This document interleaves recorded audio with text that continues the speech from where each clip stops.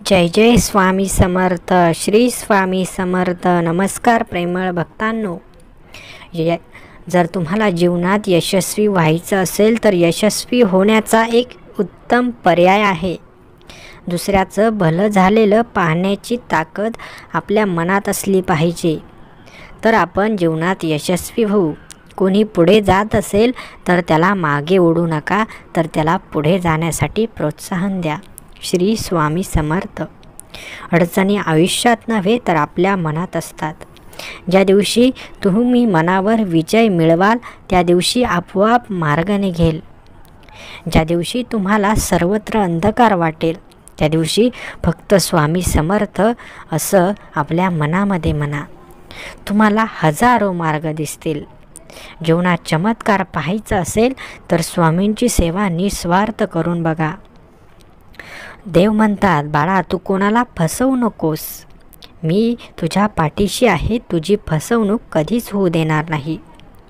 जर माझे नाव नेहमी तुझ्या ओठाशी आहे तर घाबरतो कशाला. मी सदैव तुझ्या पाठीशी आहे.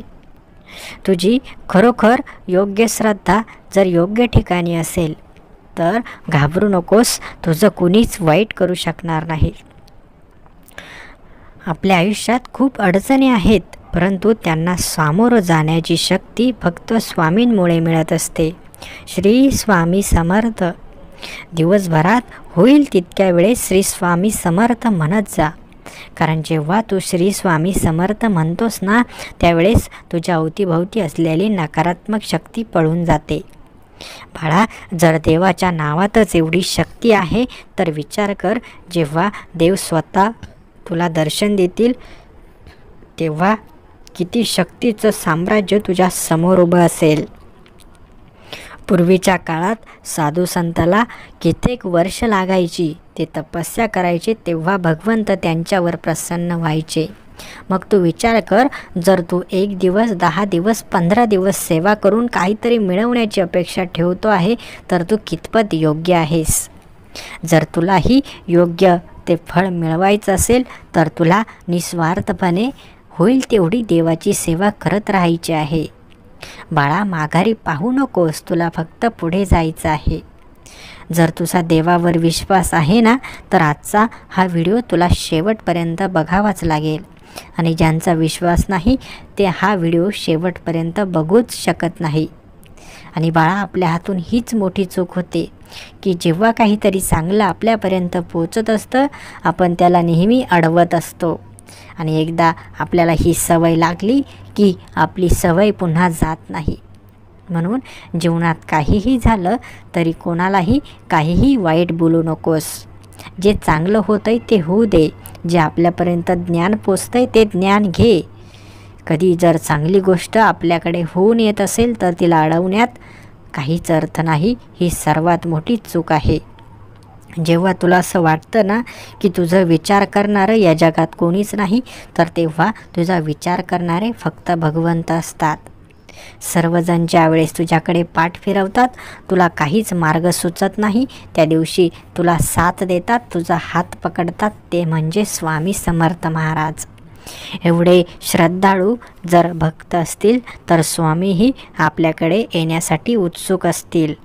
परंतु भक्तच योग्य मार्ग पाळत नसतील तर देवही तिकडे येण्यासाठी उत्सुक नसतात. म्हणून आपण एवढं चांगलं व्हायचं, आपण एवढं चांगलं वागायचं की देव आपल्याकडे येण्यासाठी आतुरले पाहिजेत.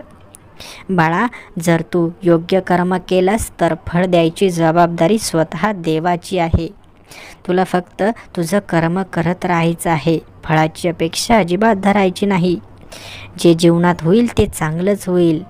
म्हणून जास्त विचार करत रडत बसू नकोस. चिंता करत डोक्याला ताण देऊ नकोस. निस्वार्थपणे आनंदाने होईल तेवढं भरपूर उत्साहाने चांगलं काम करत राहा. पैशाची ताणाताण असेल तर पैशाचं नियोजन कर. देवाकडे काहीतरी काम माग. देव नक्की तुला मदत करतील. पैसा फक्त माणसाच्या गरजा पूर्ण करतो, ना की माणसाला सुख देतो. म्हणून सुख मिळवण्यासाठी तुला धार्मिक मार्ग हा अवलंबल्याशिवाय पर्याय नाही. म्हणून बाळा, जास्त विचार करू नकोस. देवाचे निस्वार्थपणे रोज सेवा करत जा. रोज संदेश ऐकत जा. आजचा हा सुंदर व्हिडिओ देवाने तुझ्यापर्यंत पोहोचवला आहे.